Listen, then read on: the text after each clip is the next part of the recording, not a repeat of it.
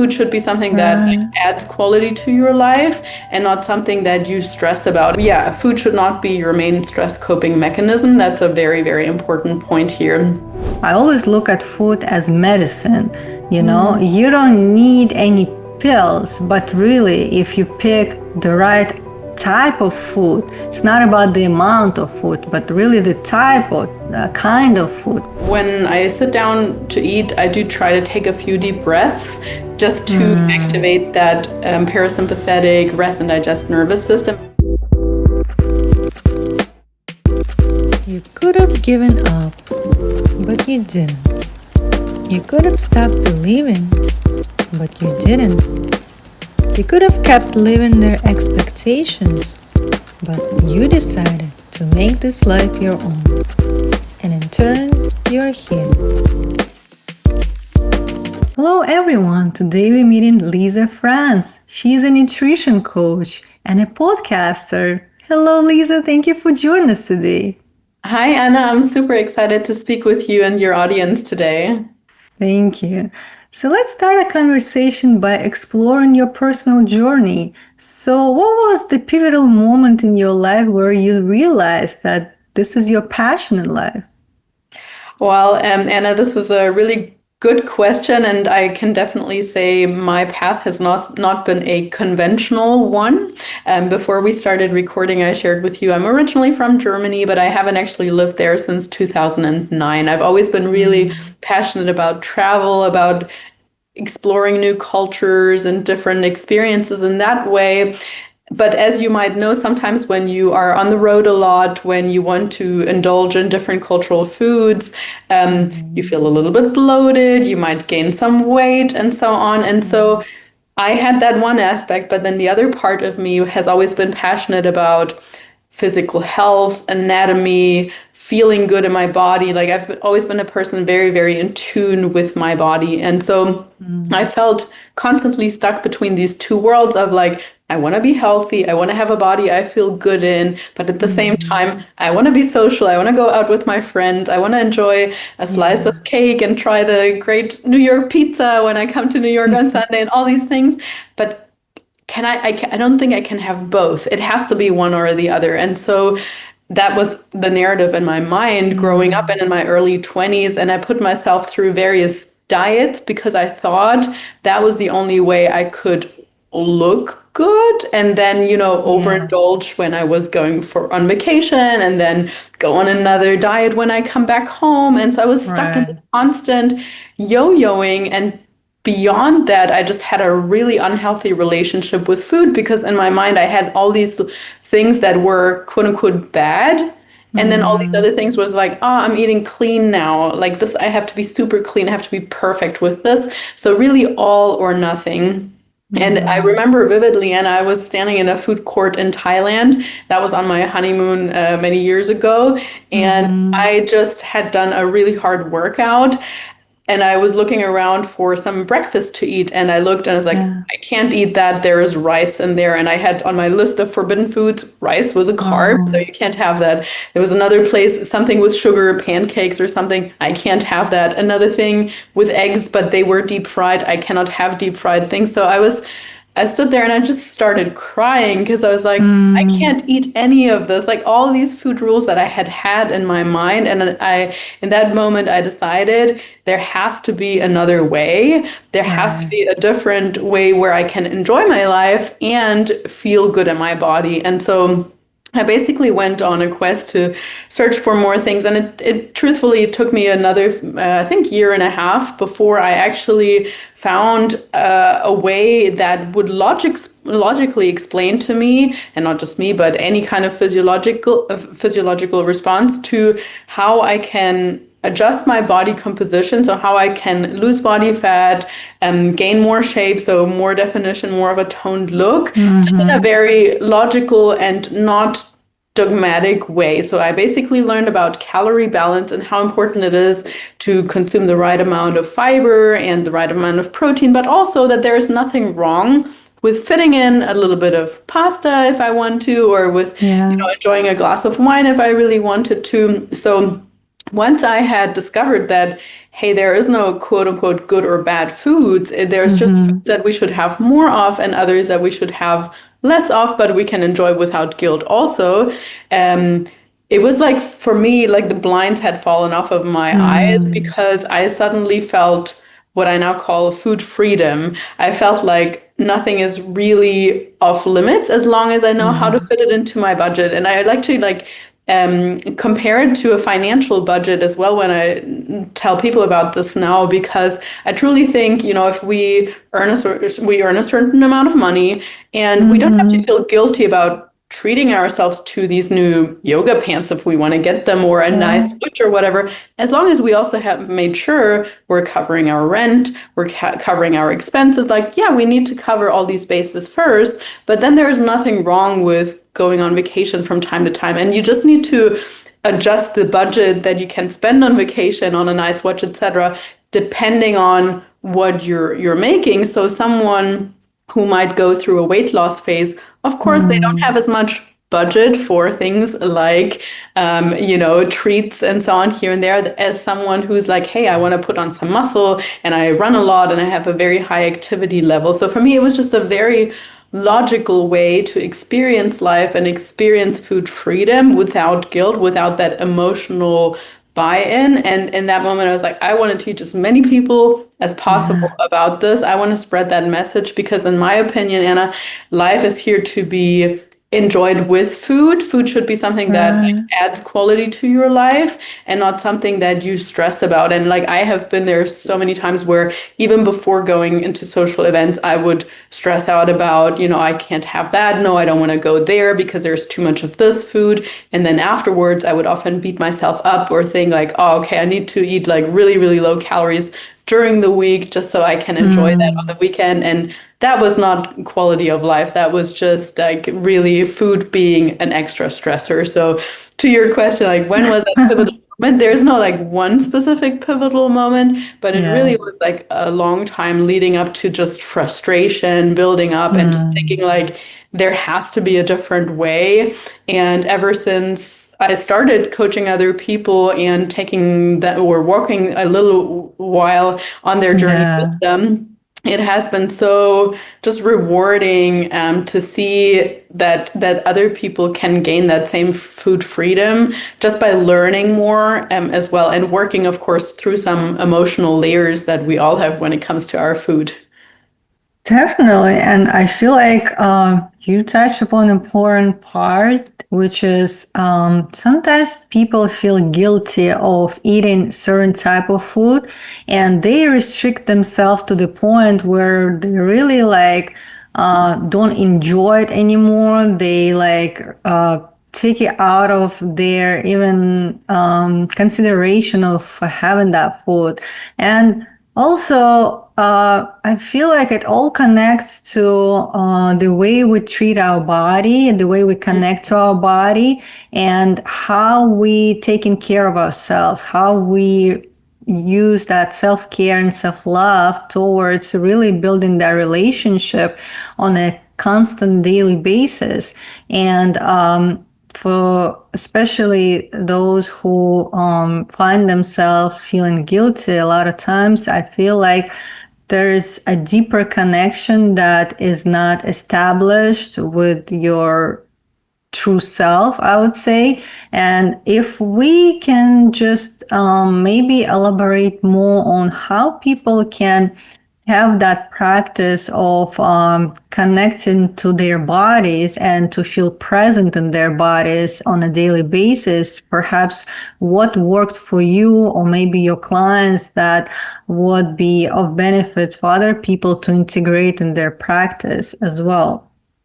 Yeah, that's such a wonderful point, and I think there's really several layers to that. So first of all, I think it really comes down to addressing how are we dealing with stress? Like our life these days is just Mhm. like we all have stressful lives, right? It's work, it's personal commitments, and we want to achieve things. There's absolutely nothing wrong. On the contrary, we should have goals, we should work towards goals, but we also need to make sure we're recharging and living in joy essentially. And so Mhm. I would say food often is seems like a very simple way for people to deal with stress or to feel better when they want to soothe, when they want to unwind. And if we don't have additional practices outside of food that help us deal with that stress, that's a really big problem, because it is very easy to eat 500 or 1,000 or 2,000 calories in a few minutes, and it's very hard to quote unquote work that off. And we shouldn't even have that mentality of, oh, I need to work that off. So yeah, food should not be your main stress coping mechanism. That's a very, very important point here. So let's look into things like, okay, when are you stress eating? Is it specifically after work? Is it because you're feeling lonely? Is it because you just had a tough conversation? Like, let's look at patterns when that usually comes up.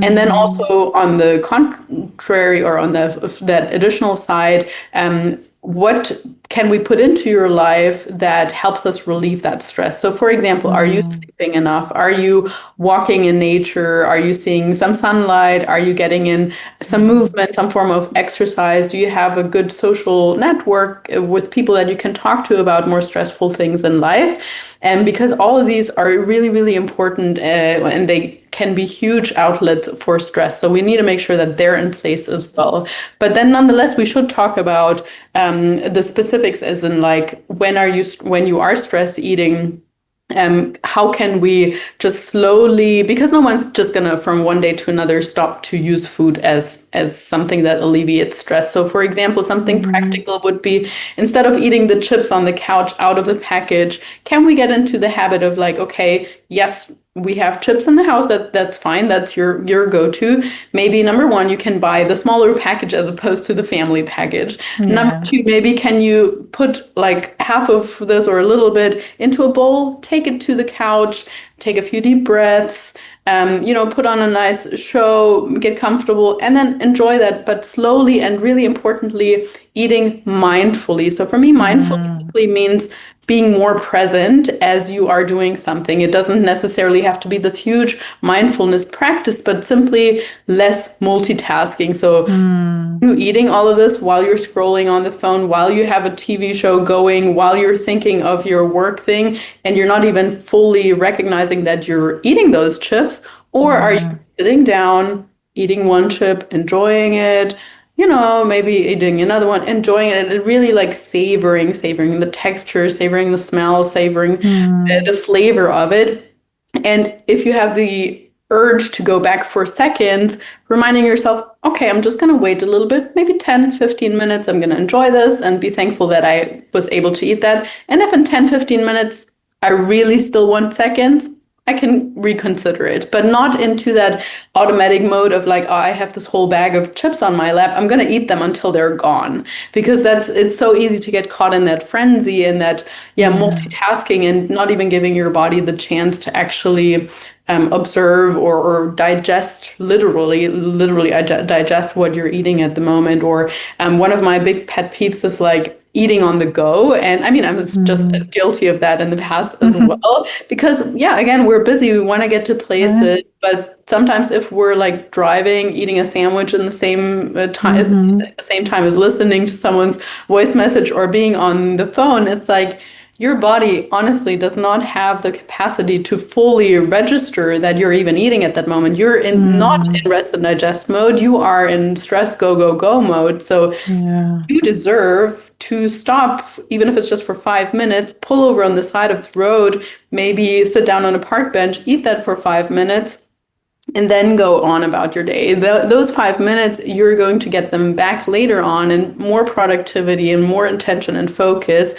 So it really, really is a big part. So the first one was really kind of becoming aware of when we are stress eating. The second one, just practicing more mindfulness and literally everything. And I mean, that's not just when it comes to eating, but also everything else that we're doing, less multitasking. So I think those are really big components when it comes to just being bringing ourselves more back to our bodies and connecting more with like an intentional way of living and more joyful living overall.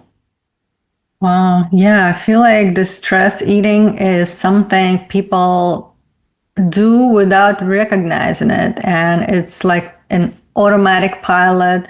We're always on the go, like you said, and we don't take time, appreciate food, and really see for ourselves what exactly are we putting in our bodies. What is it, nutrition dense food, or is it like junk food or whatever? So you have to first recognize and also understand that with such food you're kind of nourishing your body, and it has to be something really beneficial for you, right? So it's not just a good taste is important, but also it has to be in combination with something that is good for your body. I always look at food as medicine. You don't need any pills, but really, if you pick the right type of food, it's not about the amount of food, but really the type of kind of food, right? So that's where you find this medicine that really helps you heal within yourself and helps you to connect to your body more. And it's kind of like returning back to nature. We have to look at the whole food and something that is naturally growing in order for us to reconnect with our own nature as a human being. Don't you think? Yeah, absolutely. You put that so wonderfully. And even though I started saying that I'm a big advocate for, everything in moderation and treating yourself from time to time too, I most certainly am a huge advocate of 80-90% of everything that we're eating should come from whole foods. And so people that are listening, if you're not quite sure like what's a whole food really, it mostly is things that are minimally or not processed at all. So anything that doesn't come in a package, or that, if it comes in a package, has one or maybe two, maybe three ingredients in it. So something like oats obviously is a little bit processed too, but I would categorize that as a whole food. Or even Greek yogurt, that's also, a whole food in and of itself. But pretty much any vegetable, fruit, fish, meat, if you're an omnivore, or like minimally processed, I would also say a good quality tofu or seitan can be put in that same category as well. So really as natural as possible. And I think the important part to viewing food as medicine is also, if we eat that way, we automatically feel a lot more satiated, more energized, and we're less inclined to eat or crave those other things. So that's actually just like a byproduct, because sometimes people think, I want to lose weight, or I want to go on that diet. What can I not eat? What do I need to cut out?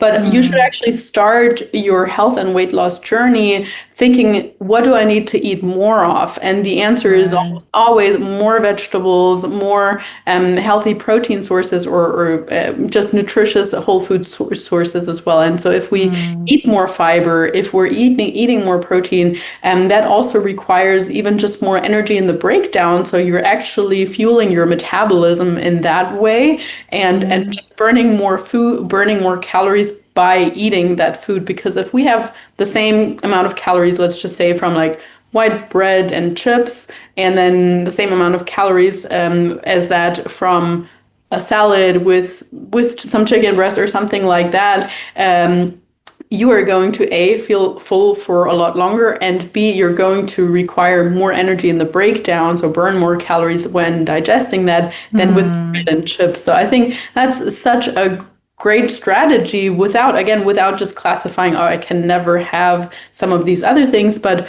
I'm going to eat 90% from these really unprocessed and high quality foods in order to nourish myself, in order to give myself more energy, to bring down inflammation, to increase my immune system, and the rest I can allocate to something that I crave.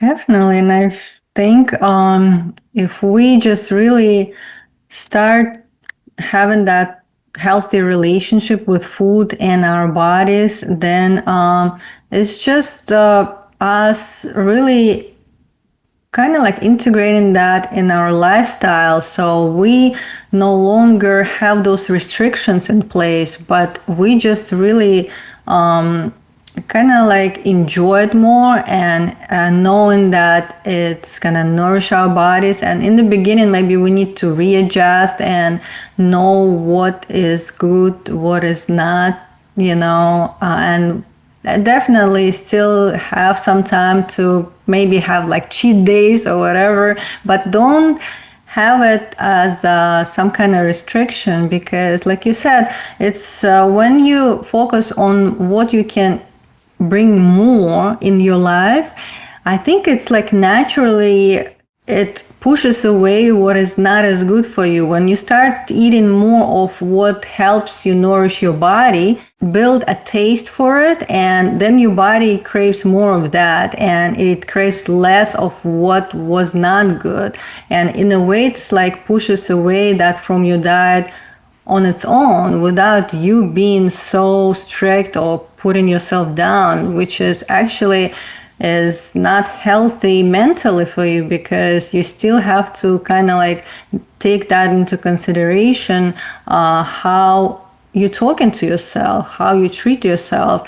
And by allowing you to incorporate more of whole foods, nutrient dense, and something that really helps you to heal your stress, your inflammation, boost your immune system. It's just overall your way of treating your body the way it deserves, right? So, Yeah, everything you said, like really, really resonates. And I think that's so important, because what you're really also talking about from what I'm hearing you say anyway is if we step into the identity of like, I'm positively taking care of myself. I'm simply taking care of my body. This is the only place that I have to live in. My soul has to live in for the rest of my life. This is a positive thing. And I think so often we can even recognize that when, you know, we might be sitting at a table with our friends and someone saying like, oh no, I can't have that. I'm on a diet. That's like, for me as a coach, that is like, doom, doom, doom, the alarm bells are going off, because I'm thinking, oh, number one, this person is only seeing this as a short-term thing. They're not adapting this as their lifestyle. It's literally like, oh, I'm on this diet for 16 weeks and then I'm going back to what I was doing beforehand. So that is a recipe for not sustaining or maintaining your results.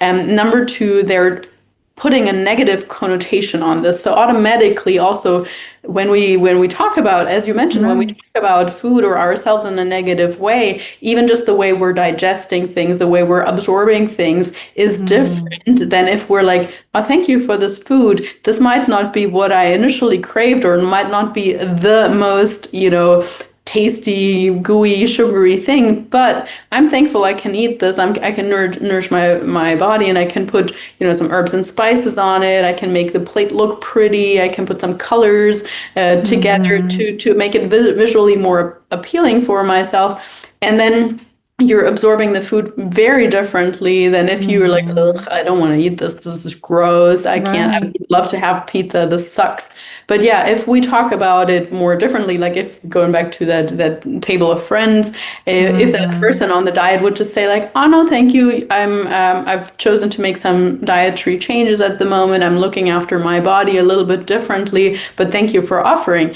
That's a very, very different energy that she's putting out, not just for her, to her body, but even the people around her. They might even get curious and be like, oh, what are you doing? How come? And then before you know it, you have the support of the community as well, as opposed to saying, ugh, I can't have that, I'm on a diet. Then everyone else is going to be like, oh, come on, just a little bit of chips, that's a little bit of fries. Don't stress. You can start back up on Monday, right? Then you get all the food pictures. So yeah, I think it's so important that as we're changing habits, we're really taking them on as part of our new identity, as opposed to seeing the dietary changes as something short term and dragging our old identity along with us, because then it's just a recipe for yo-yoing, and yo-yo dieting is one of the worst things mentally, but also for our metabolism, for our hormonal health, for literally everything. So I think you touched on a very, very important point there.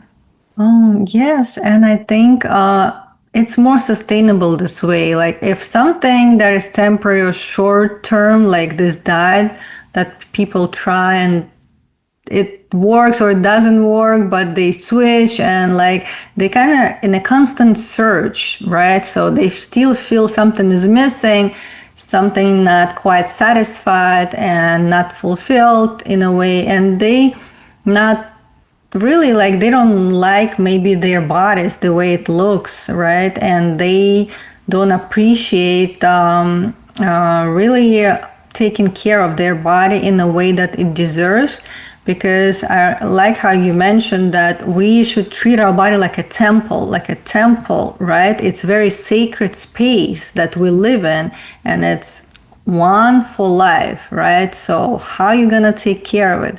How you take care of your home when you invite guests, right? Like you have certain rules, but also you want to make sure it's clean, it's bright, it's positive in a way, right? The environment. So what kind of environment you create in order to nourish your body, help your body heal and rest and de-stress. And it's not only about food, but also about the way you talk to yourself, the way you have certain practices to relax during the day, right? So perhaps maybe something that helped you in terms of like relaxation. I don't know if you ever tried meditation or something that you think would be helpful for people to really like find this place of peace and stillness and presence where they feel more, first of all, more aware, and second, less stressed and more relaxed, so they can make better decisions in terms of picking the right food from that place. Yeah, this is a really good point also because I will be the first one to admit in saying that taking more rest is very difficult for me. Like I'm super type A person. If you tell me to work harder, do more, I'm like, yeah, okay, I'll do that. No worries, no worries. Yeah. And over the last few years, I have really had to learn, number one, the boundaries of my body. Like my body at some point would just be like, really bad low back pain or getting injured with training and so on, and that's like body screaming out, hey, you're doing too much, you need to listen. And rest is not just like an option, rest is absolutely essential. And that also transferred over into like work life because I love what I do, and so it's easy to do more and more and more and more and not associating productivity with self-worth, and rather being, hey, even on a day where I do absolutely nothing, I'm a valuable human being just because I exist. And that's been like really tough for me to learn, to be completely transparent. But I have like slowly and steadily had to and now enjoy various mindset and meditation practices. So for example, I've tried various things. I have tried meditating in the morning. That didn't work for me at all because in the morning I have a lot of energy and so on. But what has worked is like I'll do a little bit of journaling, like some gratitude journal, just to start the day off with a positive mindset and remind myself of my why. And then I read a couple of pages of something motivational for me. That's just how I really enjoy starting my day off. And then I love going for a walk. Like for me, walks are basically meditation in and of itself. Like there's something, the locomotion where you're just moving forward. I won't say that I'm always perfect leaving my phone at home, but I intend to leave my phone at home so that I literally can just let my thoughts run. And it's almost like a prayer, or I can talk to myself in my head during that time as well. And that really, really helps me. And then in the middle of or basically from there, I start going about my day with regards to like my training, my work, and so on. But when I sit down to eat, I do try to take a few deep breaths just to activate that parasympathetic rest and digest nervous system and get out of my doing frenzy and be like, Lisa, you deserve to take a few minutes off. Now is just for you. You don't need to think about your never-ending to-do list right now. Just here. And that's again, like not easy to pull myself out of that doing mode, but I have noticed also in terms of digestion, it's really helped. And because, sometimes people like myself, like type A people, we tend to be more on the constipated type of side where you're not having such regular bowel movements, or you feel more bloated because you're stressed. Like stress is really the thing that affects our digestion more than anything. So making sure we're digesting our food properly has become incredibly important for me. And then forwarding to like more the end of my day, as I finish off my work day, I will try to go for another walk. But then when I come back from my walk, I do also do a 15-minute meditation. At that time, my mind is receptive to it, and I can actually use that to switch out from work mode into, okay, now doing nothing mode. And when I say a 15-minute meditation, I have now been meditating for about 8 years, and I started off with 2 to 3 minutes, and even that was so challenging. And I will tell you that even nowadays, after 8 years, still almost every day I can find myself arguing with myself in my mind, and like, oh, not today. You don't need to do it. Like, you have a few more things to do. Just skip the meditation. It's not that important. And I try to do it still, nonetheless, 95% of the time I succeed. And every time that I've done it, I'm happy that I did, because it's just such a good way to switch out of that doing mode. And it allows for better decision making later on. But I guess to transfer that over a little bit into the food context, I would say what's very helpful in order not to make any like in the moment bad decisions is number one, having a few staple meals, like meals where you really don't need to think that much about like, oh, what am I craving at the moment or so, but just like Monday through Friday, you have 2 different breakfast options that they work for you, they're nutritious, they are good, high in fiber, they have a decent calorie content that's perfect for your goal right now, where you don't require a lot of willpower to make them, but you enjoy them sufficiently enough. For your lunches, maybe you are even able to do some sort of meal prep on a Sunday or the night before at least, so that when it comes to 12:30 and you're starting to get hungry, it's not like, oh, where can I order from? Oh, I forgot to pack lunch. But instead you have it with you, or what you're going to grab out of the fridge. So having go-to meals during busy times is very, very helpful. And maybe even making a little bit of a rough plan for your dinner as well, because otherwise you might come home from work being absolutely ravenous and just like, oh, I need to eat anything. And you open up the fridge or order from your go-to place as well. So for many people that I work with, actually inserting an afternoon snack, like a healthy afternoon snack, whether that is some low-fat Greek yogurt with some fruit and maybe some some nuts or so, that is a big help in reducing cravings later on and making sure the blood sugar is sort of stable in the afternoon, where many people experience a blood sugar crash and then want to grab some sugar, want to have more coffee, and that again actually increases the probability that we have more sweets later on. So a little bit of foresight, a little bit of planning ahead, and as you mentioned earlier, making sure that we don't have that mindset of like, oh, every meal needs to be the most delicious thing right now, but just something delicious enough. And on the weekends or every now and then in the evening, we can spend a little bit more time on, I'm going to try a new recipe, or yes, I want to go out for dinner, but where am I going to? But that should not be our goal every single day, to have like the most delicious meal. Yes, definitely. And I actually like the fact that people make food for themselves. And if that's something that would be of, kind of like, it's actually like a creative way of, first, you're preparing something new. And second, like you are making it for your body. Again, we're talking about taking care of yourself, nourishing your body.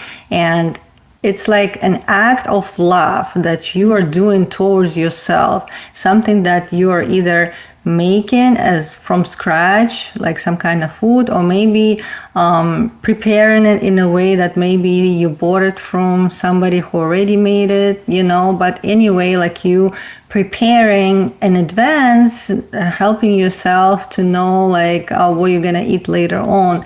But that is very thoughtful for you to think ahead and really take that responsibility, knowing that I'm the one providing myself what's the best for me. So really like acknowledging that and owning that. So I feel that's important. Absolutely. And yeah, it is a meditative process in and of itself, like touching the food, smelling the food, selecting the food. And if you're listening to this and you have children and so on, I think no kid is too young to be sort of like involved in the food selection process, like get them excited about a vegetable, teach them what is a broccoli. Like many kids don't even, know what a food nowadays looks like in its original form. So most of them actually love being involved in the grocery shopping process and the cooking process. Whether they're a help or not is the other question, but still. So yeah, I totally agree with you, Anna. Yes, and I'm so glad that we had that conversation today. And for those who would like to connect with you online, how can they find you? Absolutely. Yeah, thank you so much for having me. So my company is called Nutrition Coaching and Life. You can find me under that name, or our website under that name, on Instagram as well, on LinkedIn as well. I also have a podcast. It's a Nutrition and Life podcast, and I do try to put out some valuable information on all my social media platforms. So if you're listening to this and you've enjoyed our conversation, even just drop me a message saying, "Hey, I listened to you and Anna," and if you have questions or any critique as well, always welcome. But yeah, I really, really appreciate our conversation today as well. And hopefully it was just a motivation for anyone listening to remember that, hey, you can have it all. You can live a life that you enjoy in a body that you enjoy as well. Yes, thank you so much for your wisdom and your knowledge and sharing with us all the tips and practices. And as we close today, what would be the final thought for our listeners? Yeah, I would say don't settle. Don't settle for what you think is normal. I think often we hear like, oh, it's normal to gain weight as we are getting older. It's normal to feel less fit or less well in your body. And while, of course, yes, we all age, it is certainly not normal, and in my opinion, should not be accepted to not feel good in your body. So I really, really, really want people to not settle for mediocrity and know that they deserve to live in absolutely abundance in all aspects of life. Yes, beautiful. Thank you. I hope you enjoy your day. Thank you so much. I hope you enjoyed this episode, and if you did, hit the subscribe button and share it with others. Stay tuned!